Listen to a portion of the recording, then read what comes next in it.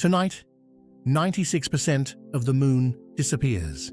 Not forever, not even for long, but for about 3 hours, you'll be able to stand outside, look up, and watch Earth's own shadow slide across the brightest object in the night sky, with nothing but your eyes.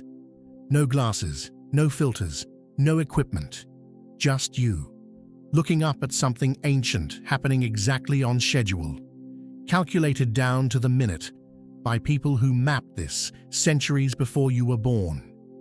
This is the deepest lunar eclipse you'll see until 2028, and it's stacked on top of a full moon, which means the moon isn't just going dark. It's going dark at its fullest, most exposed, most illuminated point. Everything that's been building in you since this moon started waxing 2 weeks ago is about to be caught, mid-motion, in changing light. That's not a metaphor stretched to fit the occasion. It's what's literally happening in the sky tonight, and it happens to line up with something worth paying attention to in your own life too.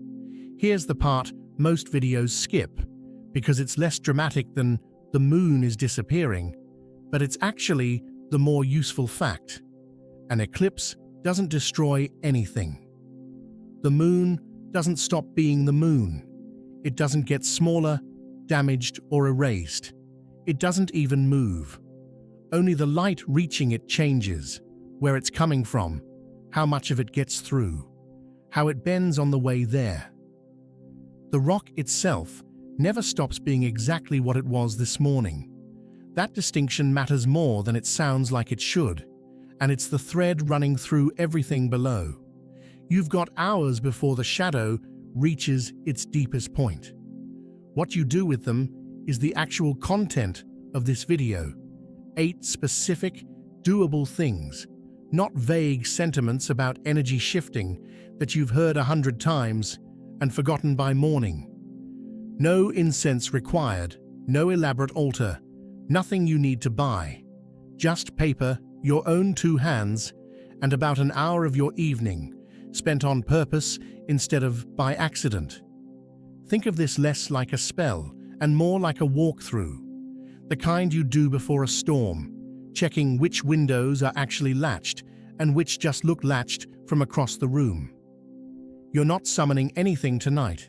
You're inspecting what's already there in your own life, while the light is doing something unusual enough to make the ordinary parts of you easier to see clearly.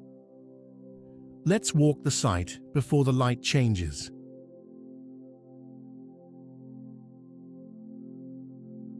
Every full moon puts the sun and moon directly opposite each other, with Earth in between, which is simply what full moon means. Full illumination seen from here. Most months, Earth's shadow misses the moon entirely, passing just above or below it, and you get an ordinary bright full moon with no eclipse at all.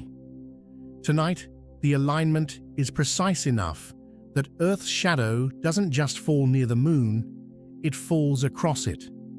Astronomers call what's happening a deep partial eclipse.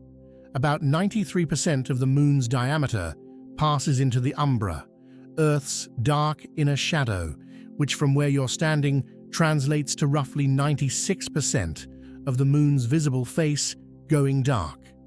The remaining sliver stays bright enough that this technically isn't a full blood moon.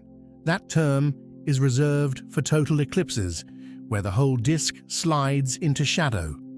But the shadowed 96% will very likely take on that deep copper-red color anyway, for the same reason sunsets turn orange.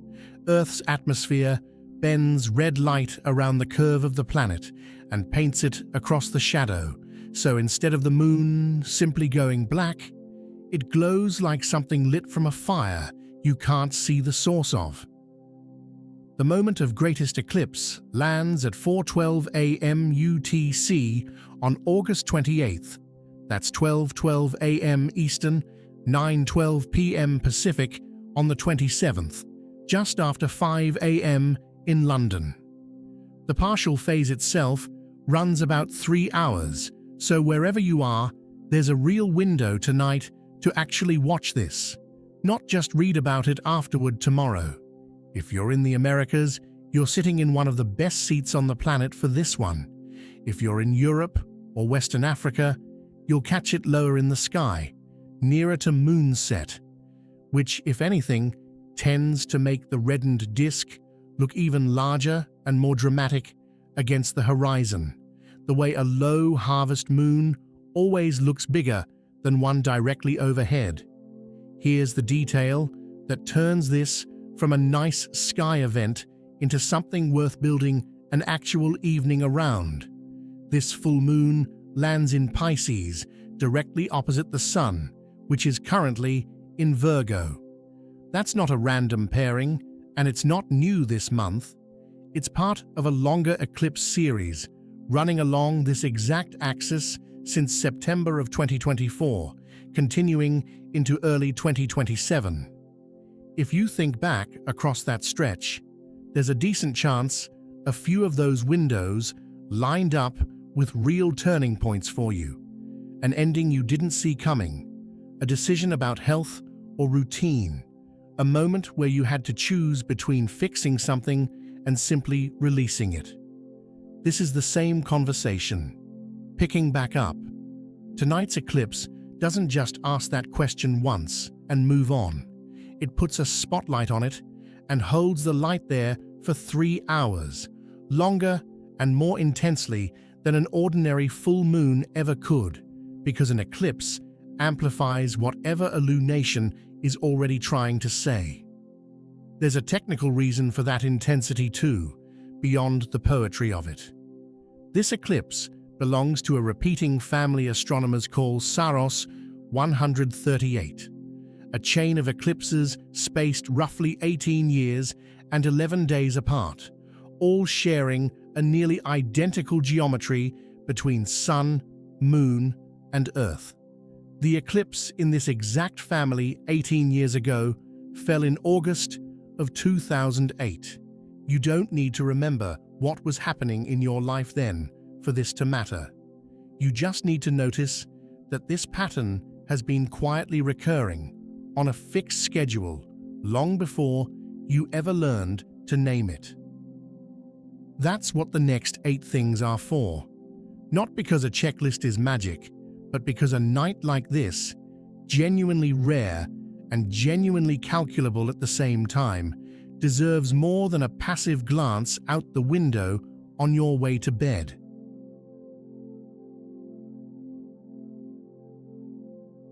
Before you can release anything tonight, you need an honest inventory of what you're actually holding on to. And Virgo energy, which is exactly what the Sun is doing right now, tends to hide this from you by dressing control up as responsibility. It rarely announces itself as control. It shows up disguised as diligence, as care, as simply being thorough, which makes it almost impossible to spot from the inside without deliberately stopping to look. Get a piece of paper, not your notes app, paper if you can manage it, because the physical act of writing slows your hand down to the actual speed of thought in a way typing rarely does. Write one heading at the top, where I am overmanaging. Then list, without editing yourself, every place in your life right now where you're checking, rechecking, adjusting, controlling, perfecting, or supervising something that would probably be fine, maybe even better, if you loosened your grip on it slightly. This might be a relationship where you're managing someone else's feelings for them, smoothing things over before they even have the chance to say what's wrong. It might be a project at work you've rewritten 4 times past the point of diminishing returns, chasing a version of finished that keeps moving further away the closer you get. It might be your own body, your own schedule, your own house, the parts of your life you keep auditing for flaws instead of simply living in them. Some people find the whole list is really one relationship wearing 5 different disguises. Others find it's scattered across a dozen small things, none dramatic on their own, all quietly exhausting together. You're not doing this to shame yourself for being careful. Virgo energy, at its best, is a genuine gift. It builds things that actually work, catches problems before they become disasters, takes care of details other people walk past. But every gift has a shadow side, and Virgo's shadow is believing that if you just monitor something hard enough, watch it closely enough, adjust it constantly enough, you can control outcomes that were never fully yours to control in the first place. Tonight's Pisces full moon is going to make that grip much harder to sustain anyway, because Pisces dissolves boundaries, whether you're ready for it or not. The way water eventually gets through anything you build to hold it back. Better to find your own hand on the wheel first, on purpose, than have the tide loosen your grip for you later without your consent. If the list feels short, try a different angle. Ask where you've recently said some version of, "I'll just do it myself. It's faster." That phrase is one of Virgo's favorite disguises for control, because it sounds like efficiency rather than what it often actually is. A quiet refusal to let anyone or anything unfold in a way you didn't personally engineer. It shows up in small places too. Rewriting a text message 4 times before sending it, double-checking a lock you already checked, replaying a conversation from earlier today to grade your own performance in it. None of these are dramatic on their own. Stacked together across a whole list, they usually reveal a pattern worth seeing clearly in your own handwriting once. Keep this list. You'll need it again in a few minutes.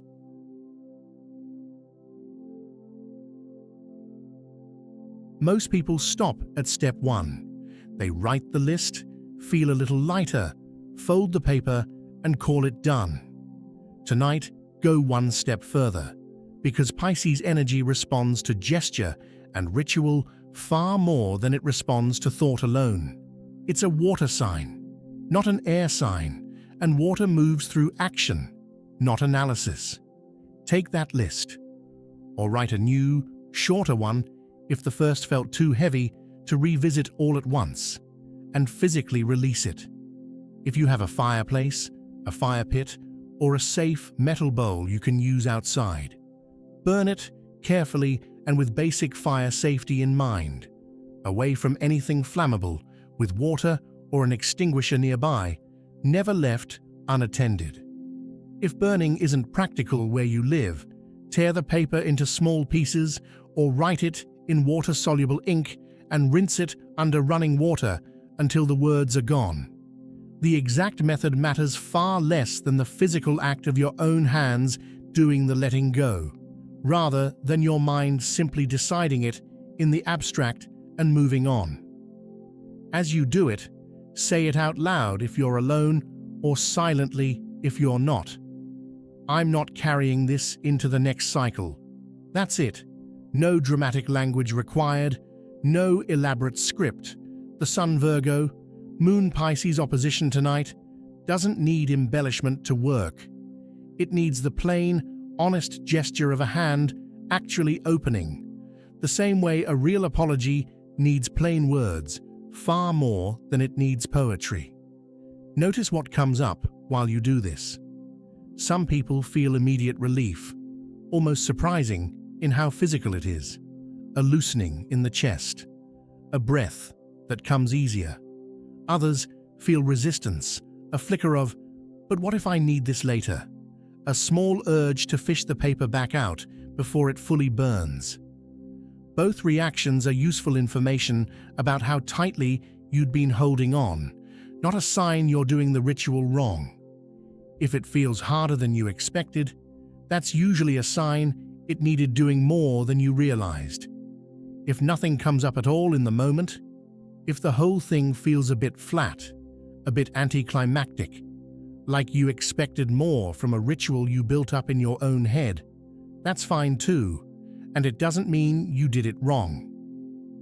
Not every release announces itself with a wave of emotion.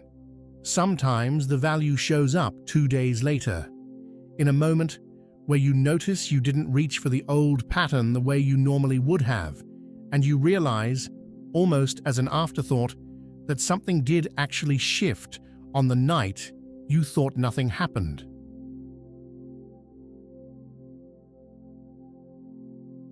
Virgo governs the physical, practical layer of life: rooms, drawers, the actual state of your surroundings, the unglamorous maintenance nobody notices until it's neglected. Pisces governs the emotional and energetic layer underneath it, the feeling tone of a space rather than its measurements. Tonight's opposition gives you a rare, clean opportunity to work both at once, because clearing a physical space is one of the few rituals that satisfies both signs simultaneously. It's structured, deliberate, hands-on work, pure Virgo, done in direct service of an emotional release, pure Pisces. Pick one space, not your whole house, not even your whole room. One drawer, one shelf, one corner that's been quietly bothering you every time you walk past it. Clear it completely, wipe it down, decide, item by item, what actually belongs there and what's simply been sitting because moving it felt like too much effort on an ordinary Tuesday. You'll likely find at least one object connected directly or loosely to whatever you named on your list earlier. A gift from a chapter you're closing, a stack of papers tied to a decision you've been avoiding, a drawer you've been physically not looking at because looking at it means dealing with what it represents. You don't have to know exactly what an object means to notice it belongs on this pile. Sometimes it's obvious. A card from someone you're no longer close to, receipts from a purchase you regret, a photo you keep meaning to put away. Sometimes it's quieter. An object that just makes your shoulders tighten slightly every time your eyes land on it for reasons you couldn't fully explain if asked. Trust the physical reaction over the explanation. Your body usually knows before your reasoning catches up, and tonight is exactly the kind of night where that gap closes faster than usual. Set the cleared space up exactly the way you'd want to walk into it tomorrow morning. Not perfect, just intentional. This isn't about aesthetics for their own sake, and it isn't about performing tidiness for anyone who might see it. It's about giving your nervous system physical, visible proof that something actually changed tonight. Proof that outlasts the eclipse itself, because you'll walk past that space every single day this week, and it will quietly keep telling you the same thing. Something got handled. If you live with other people, and a shared space isn't yours to clear alone, this works just as well on something smaller and entirely your own.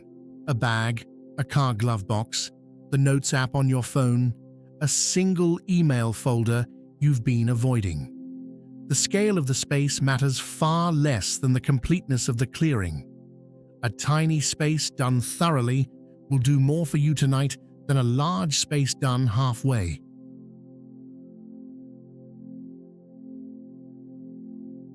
This is the piece of guidance astrologers have repeated for generations, and it earns its place here because it's genuinely practical, not superstitious. Avoid starting brand new major commitments during the exact eclipse window. Not because something bad will happen if you don't. This isn't a warning, and nothing punishes you for ignoring it. It's a design principle. Eclipses mark endings and transitions, not clean beginnings. The conditions around any decision made in this exact window are, almost by definition, still shifting, which means anything you launch directly into eclipse light tends to need revisiting, revising, or restarting later anyway. Not as punishment, just as a practical consequence of building on ground that hadn't finished settling yet. Practically, this means if you've been sitting on a contract, a big purchase, a major message to someone, a resignation letter, or any decision that doesn't genuinely need to happen tonight specifically. Let it wait until the shadow has cleared and the moon is visibly waning again. even just a day or two from now. This isn't about fear of bad luck, and it isn't a rule that owes you a reason beyond the practical one already given.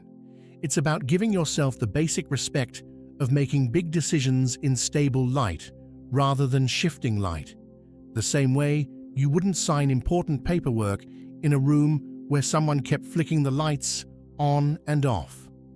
Think about the difference between a decision made from clarity and a decision made from momentum. Momentum feels a lot like clarity in the moment, same confidence, same sense of "I've decided." But it tends to fall apart under later scrutiny in a way real clarity doesn't. Eclipse windows generate an unusual amount of momentum that feels like clarity simply because the sky itself is dramatic and it's tempting to match your own decisions to that drama. Waiting a day or two costs you almost nothing and lets you tell the difference. If something absolutely cannot wait, that's fine. Life doesn't pause for astrology, and this isn't a rule with a penalty attached for breaking it under real circumstances. Just notice afterward whether it's a decision you'll want to revisit once things settle.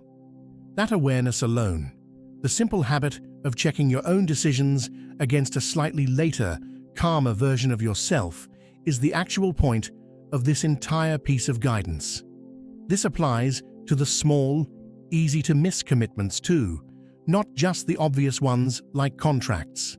Agreeing to take on a new responsibility out of guilt, promising something to someone just to end an uncomfortable conversation, impulsively deciding tonight is the night you overhaul your whole routine. These count too. If it can reasonably wait a day, let it.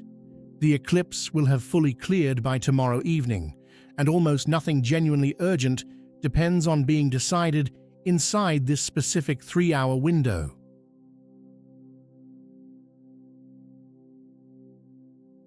Pisces rules boundaries, or more precisely, the dissolving of them. It's the sign least interested in where you end and everything else begins. Under a Pisces full moon, especially one this intensified by an eclipse, you are likely to feel more permeable than usual, more affected by other people's moods, more prone to absorbing tension that isn't yours to carry, more tired by interactions that would normally cost you nothing at all. Treat tonight the way you'd treat a house with a door left open in bad weather. That doesn't mean isolating yourself dramatically, canceling plans out of superstition, or treating the evening like something to survive. It means being deliberate about what you let in. The same quiet deliberateness you'd use checking the forecast before deciding whether to leave a window cracked overnight. If you feel emotional in a way that seems bigger than the actual situation in front of you, consider that you might be picking up more than your own feelings right now. That's a well-documented pattern under heavy Pisces influence, not a flaw in you or evidence that you're overreacting. Pay attention too to screens and feeds specifically. Pisces amplifies suggestibility, how easily an image, a stranger's opinion, or someone else's crisis online can lodge itself in you and start feeling like your own. A single doom scroll that would barely register on an ordinary Tuesday can sit heavier tonight than it has any right to. If you notice your mood dipping for no clear reason after 20 minutes on your phone, that's not a coincidence worth ignoring. It's simply the sign doing what it does, and closing the app is a completely reasonable response, not an overreaction.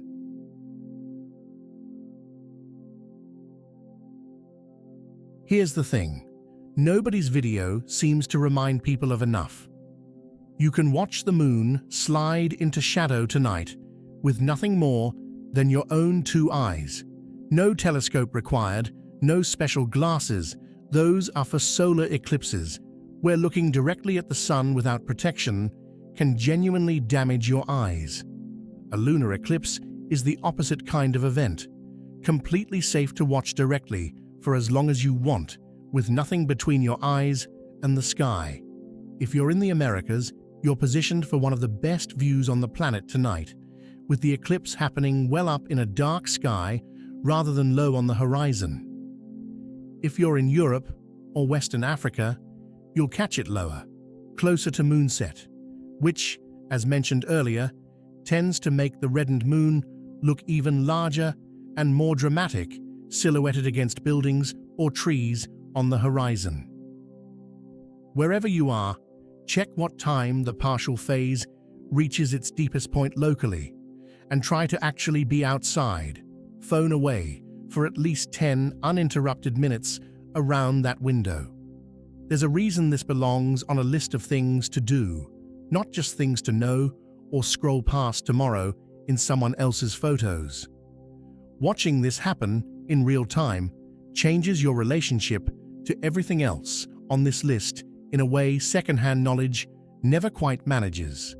The releasing, the clearing, the intention setting, all of it lands differently once you've actually stood under the sky, doing the thing the sky itself is doing, letting something go dark on purpose, on a precise, calculable schedule, without falling apart in the process.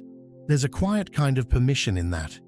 If you let yourself receive it, proof, right over your head, that going dark for a while and coming back are simply part of the same cycle, not a contradiction of it. Bring a blanket if it's cold where you are. Bring someone if you want company, or don't, if silence is what you actually need tonight. Either way, give the sky your undivided attention for at least a few of those minutes. It's putting on a show it only runs a handful of times each decade. If clouds block your view entirely, don't treat the night as wasted. Step outside anyway at the same time and simply stand under wherever the moon is, cloud cover or not. The astronomical event is still happening exactly as calculated whether or not you can personally see it. And the gesture of showing up for it, cold, cloudy, imperfect, still counts as the 8th thing on this list. Perfection was never the requirement here. Presence was.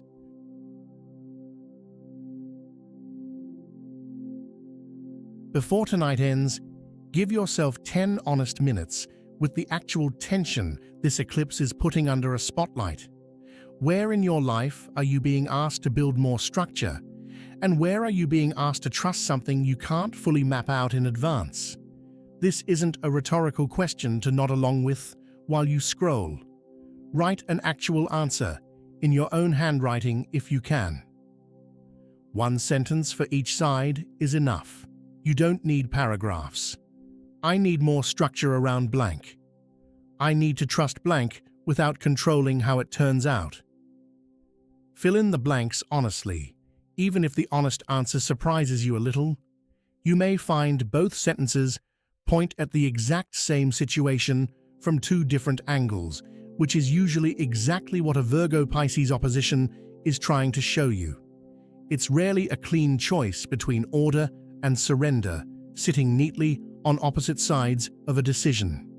It's usually a call to find the specific point where enough structure lets go into enough trust, instead of grabbing one extreme and defending it as the whole answer. Some people find the Virgo sentence comes easily, and the Pisces one is the harder of the two to write honestly. A sign that trust is the muscle needing more attention right now. For others, it's the reverse. The Pisces sentence flows out immediately, while naming exactly what needs more structure feels almost embarrassing to admit, because it means acknowledging you've let something drift. Neither direction is better or worse. Both are just accurate information about where you personally sit on this particular axis tonight. Sit with your two sentences once you've written them. You don't need to solve anything tonight, and trying to force a solution would actually work against the spirit of the whole evening. The point of an eclipse isn't a finished answer delivered in one sitting. It's an honest question, asked at maximum clarity, that you'll keep answering more completely over the weeks that follow, in small decisions you won't even always recognize as connected to tonight. Fold this piece of paper differently than the one you burned or tore earlier. This one isn't for releasing, it's for keeping. Tucked somewhere, you'll actually find it again in a month. A wallet, a journal, a drawer you didn't just clear. When you rediscover it later, read both sentences again before you remember what they were about. Notice, honestly, which one you've already started living and which one is still waiting for you to begin. And let that noticing be enough for tonight, without rushing to fix whichever one you're behind on.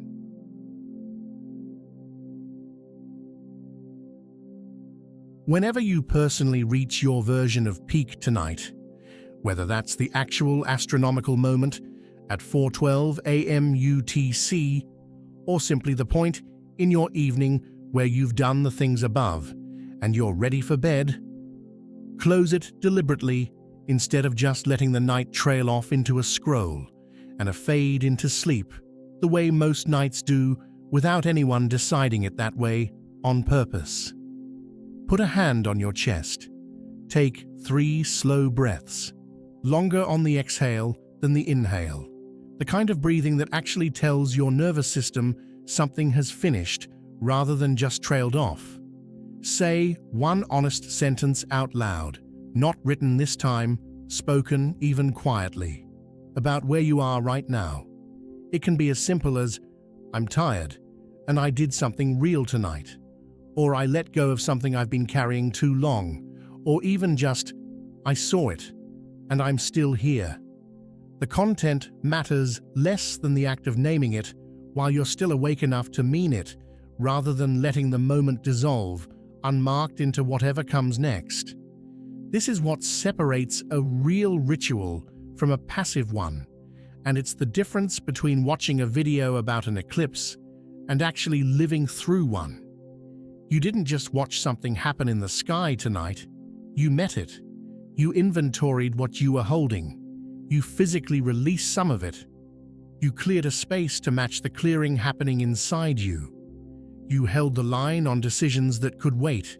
You protected your energy instead of spending it carelessly on things that would have drained you for no good reason. You looked up in person at the actual event instead of only reading about it tomorrow. And you sat honestly with the real question underneath all of it. That's 8 real things, done deliberately on a night most people will only half notice from behind a screen. If you didn't manage all 8 tonight, that's not a failure to correct for. It's simply information about which of these mattered most to you right now. Do the ones that landed. Leave the rest for the next full moon, or the next eclipse, or whichever night you actually have the bandwidth for them. This was never meant to be a test you pass or fail before sunrise.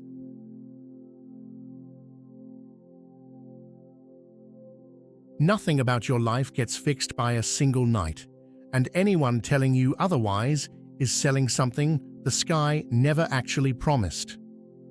What changes is smaller than that and more durable. You now have a clear, physical, remembered marker, a burned or torn list, a cleared drawer, a written sentence you can find again, a memory of standing outside, watching a shadow move across something that never actually broke, that you can return to whenever you need proof that you're capable of letting go on purpose, instead of only when circumstances eventually force your hand.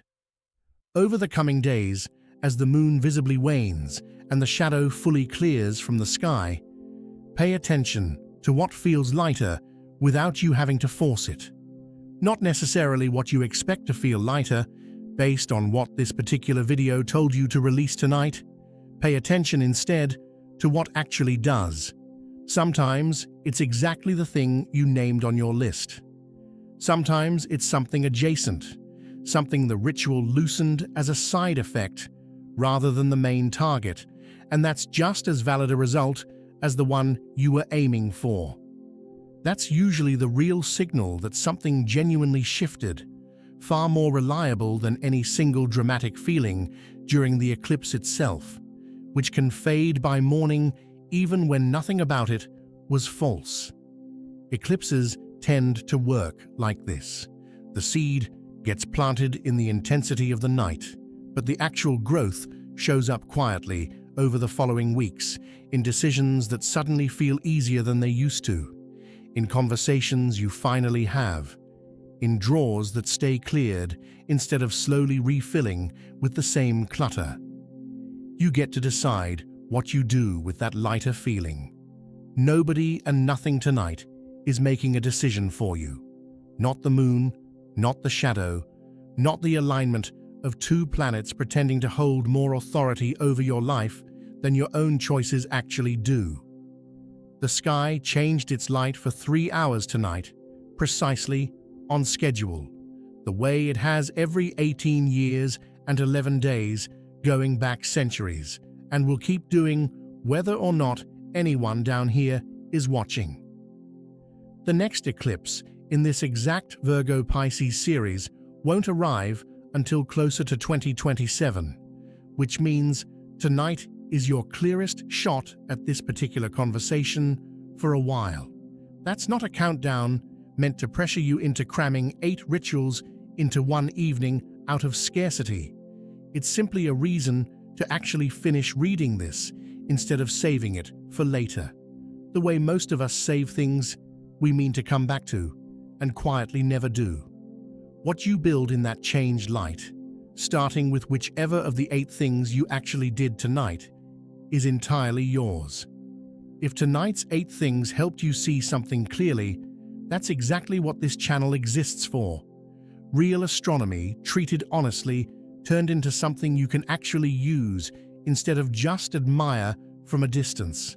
We'd rather post less often and get the sky right than churn out a video for every minor lunar wobble, which means every notification you get from this channel is one we thought earned your time. Subscribing means you won't miss the next real event worth building a night around, not another recycled energy is shifting video with nothing underneath it. We'll see you under the next sky worth watching.